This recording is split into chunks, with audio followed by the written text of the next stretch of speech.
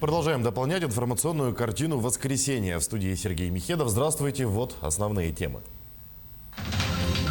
Перепись населения завершится сегодня. Остается последняя возможность принять участие в масштабной кампании. Развитие образования. Новые здания 13 школ введут в республике в текущем году. Покоряя футбольные вершины, гол якутянина Артема Соколова помог юношеской сборной России выиграть у команды Германии. Партию жидкого медицинского кислорода общим объемом 16 тонн доставили в столицу республики из Хабаровска, еще 8 тонн из Нерюнгри, где собственное производство запустило местное предприятие. Об этом сообщает пресс-служба Минпромгеологии региона. Напомним, первым региональным производителем жидкого медицинского кислорода стала нерюнгринская компания «Кислород Якутии». В будущем планируется, что такие предприятия появятся и в Якутии. Первая цифровая и последняя традиционная всероссийская перепись населения завершится сегодня. Россияне, которые еще не приняли участие в масштабной кампании, могут пройти опрос на переписных участках МФЦ, а также на портале госуслуг. Как отметил ранее в своем обращении глава Якутии Айсен Николаев, результаты переписи будут использованы для принятия стратегических решений, составления демографических, экономических и социальных программ развития республики. Завтра пройдет пресс-конференция «Успех переписи. Заслуга сотен тысяч людей», где представят новые подробности проведения кампании, а также детали работы с полученными данными. Новые здания 13 школ введут в республике в текущем году. Об этом сообщила министр экономики региона Майя Данилова. В октябре правительство России утвердило перечень из новых 42 стратегических инициатив развития страны до 2030 года. Их реализуют в форме федеральных проектов по 6 ключевым направлениям. 412 миллионов рублей выделят из федерального бюджета на создание креативного кластера «Квартал труда» в Якутске. Кроме того, в этом году в республике введут здания 13 школ. В прошлом году ввели 9 зданий, в 2019-м 7, рассказала министр. Кроме того, до конца года в регионе ликвидируют 325 тысяч квадратных метров аварийного жилья. В республике самая масштабная среди регионов России программа по переселению граждан. Планируют расселить до конца года 1825 жилых помещений. В целом программа будет завершена в 2025 году. Должны ликвидировать 1 миллион 150 тысяч квадратных метров, в которых сейчас проживает более 60 тысяч человек. До конца этого месяца введут 29 многоквартирных домов, в которых приобретено 814 помещений. И в декабре должны ввести еще 26 домов, в которых в рамках программы приобретено порядка 1000 квартир. А многодетные матери, воспитавшие детей до 8 лет, смогут выйти на пенсию на 3-10 лет ранее положенного срока. Об этом сообщается на сайте Пенсионного фонда России по Кабардино-Балкарии. Выход на пенсию для многодетных матерей будет зависеть от количества детей. Женщины, родившие 3 детей, приобретают право на пенсию в 57 лет. Общеустановленный возраст снижается на 3 года. Женщины, родившие 4 детей, приобретают право на пенсию в 56 лет. А женщины, родившие 5 и более детей, выходят на пенсию в 50 лет. Общеустановленный возраст снижается на 10 лет, говорится на сайте Пенсионного фонда. Общая сумма средств, выданных по дальневосточной ипотеке, превысила 100 миллиардов рублей. Выдано более 28 тысяч кредитов на общую сумму 109 миллиардов. С момента старта программы в декабре 2019 года порядка 1200 молодых семей на Дальнем Востоке ежемесячно получают льготные кредиты на приобретение или строительство собственного жилья, говорится в сообщении Минвостокразвития. При этом Якутия занимает 2-ю строчку по количеству выданных ипотечных кредитов – более 5700 единиц на 24 миллиарда рублей. В республике стартовала образовательная школа ProSkills Якутия. Специалисты фото, видео и медиаиндустрии делятся своими профессиональными знаниями со школьниками среднего и старшего возраста. Подробности в сюжете Надежды Цханской. Целевой фонд будущих поколений Якутии совместно с некоммерческой организацией «Якутия Медиа» начинает реализацию образовательной школы ProSkills Якутия. Проведение курса продвижения бренда. Совершенно бесплатно дети будут обучаться медиа, технологиям, анимации, СММ. Мы надеемся, что это поможет им дальнейшему развитию, профессиональному определению, профориентации. Школа реализуется в рамках образовательной программы «Парка будущих поколений», стратегического объекта республики, реализуемого по поручению главы Якутии Айсена Николаева. В пространство для круглогодичного отдыха и активного досуга горожан будет возведен образовательный центр для обучения детей и молодежи креативным навыкам. Ранее фондом проведены курсы и программы для школьников по навыкам креативной экономики и предпринимательства. Как раз вся вот мощь этого опыта уйдет в сторону детей. Ну, раньше, получается, мы преподавали в основном взрослое поколение. Те люди, которые хотят поменять себя, да, хобби сделать более интересным. Сейчас это вся наука, все уходит в сторону детского образования. Разумеется, главными героями на этих курсах становятся не верстка или прайм-тайм, а дети, которые пришли получать новые профессиональные навыки.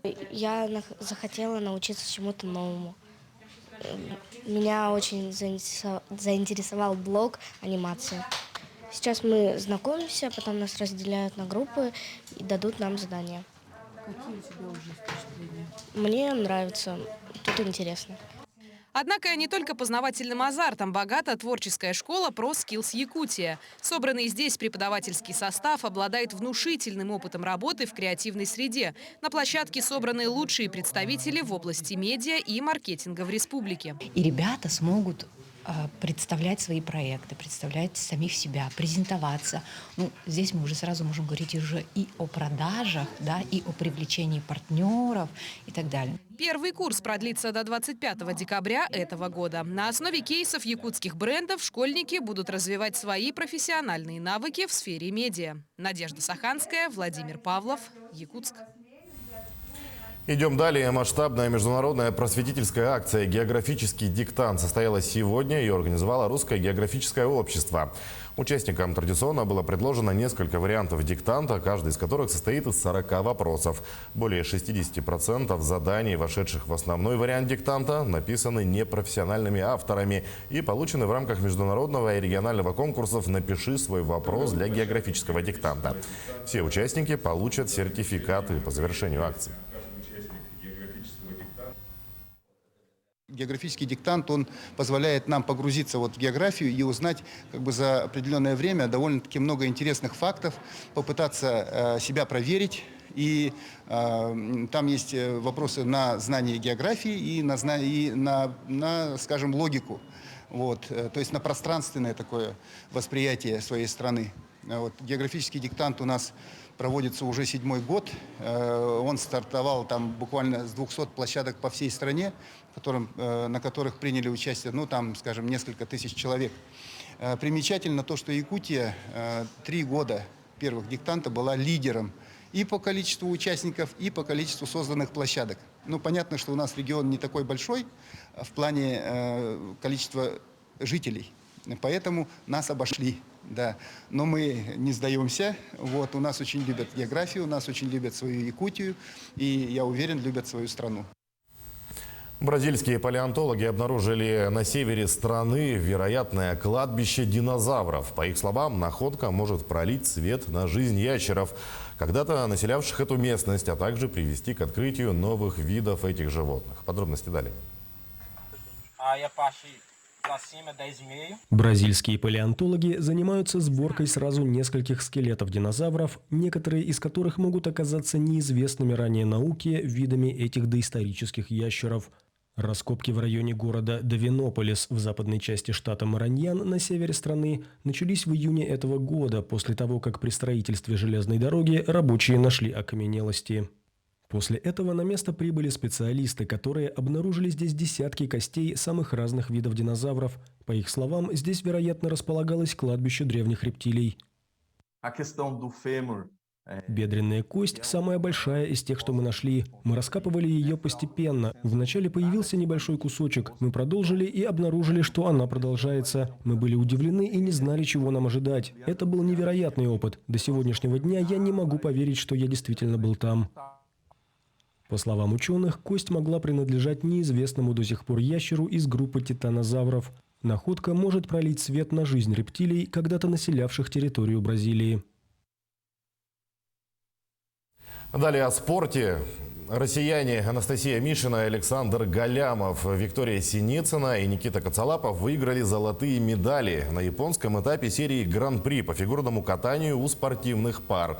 Чемпионы мира в парном катании Анастасия Мишина и Александр Галямов по сумме короткой и произвольной программ набрали 227,28 баллов.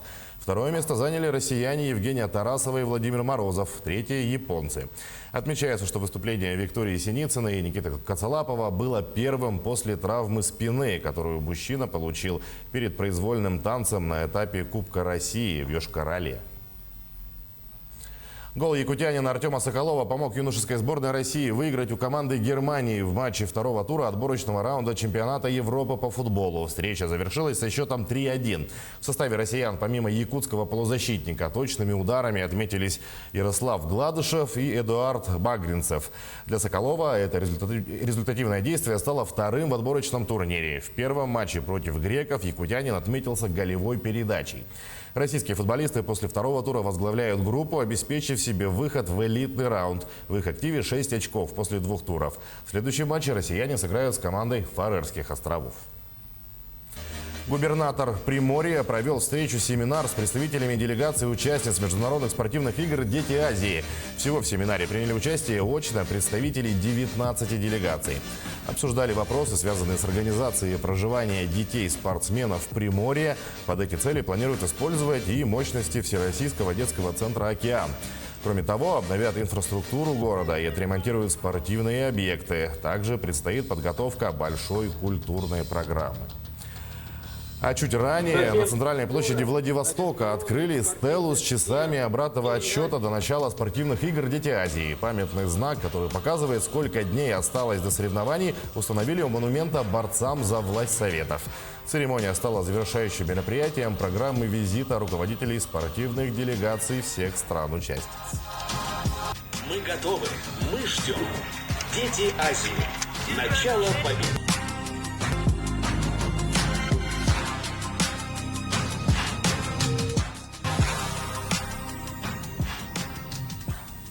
К этому часу это вся информация. Увидимся чуть позже.